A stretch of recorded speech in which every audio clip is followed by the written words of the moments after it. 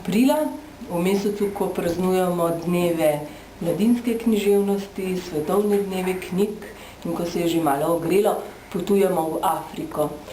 V kraje, ki se nam zdijo nekam daleč, dostikrat eksotični, ko pa spremljamo dnevna poročila, pa je druga stran resnice, so bolezni, je AIDS, so vojne, lakota, pomanjkanje vode in vse tako naprej.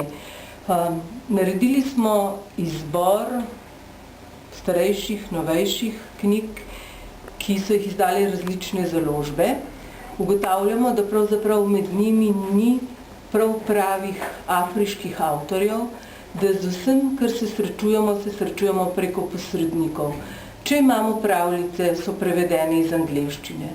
Če imamo mladinsko literaturo, so jo pravzaprav napisali angleški ali nemški avtorji.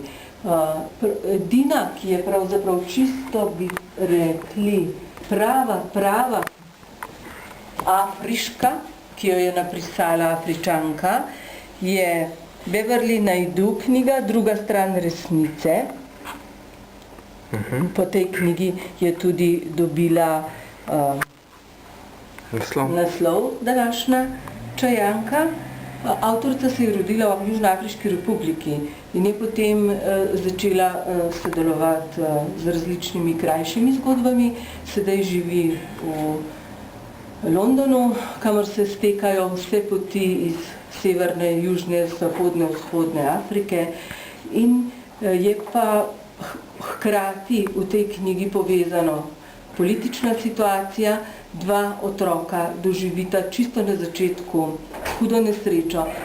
Izvršen bi moral biti atentat na znanega novinarja, pa napadalci ubijajo njuno mater in oče v skrbi za oba otroka ju s ponarejenimi potnimi listi pošle v Veliko Britanijo, misleč, da bodo tam njegovi sorodniki lahko poskrbeli za njiju.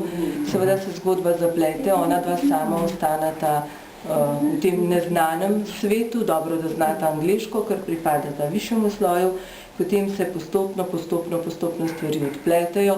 Zelo pretanjeno predstavlja doživetja, občutja zapuščenosti, izgubljenosti, iskanja resnice, kdaj povedati tisto, kaj je res, kdaj kaj zamolčati, ker je vendarle vse otroka tako doživljata, ves čas ogroženo njuno življenje. Zgodba se srečno konča, ker je to mladinska literatura. Vprašanje pa je, koliko takšnih zgodb otrok, ki jih morda s ponarejenimi potnimi listi z avioni ali pa kar brez potnih listov z čolni prepeljajo v Evropo in potem takšno in drugačno usodo doživljajo.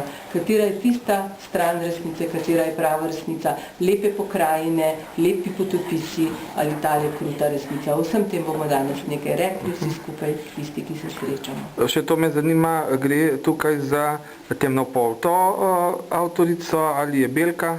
Je temnopolta avtorica, to se pravi, bomo temu rekli, original. Afričanko, ki pa seveda piše v angleščini.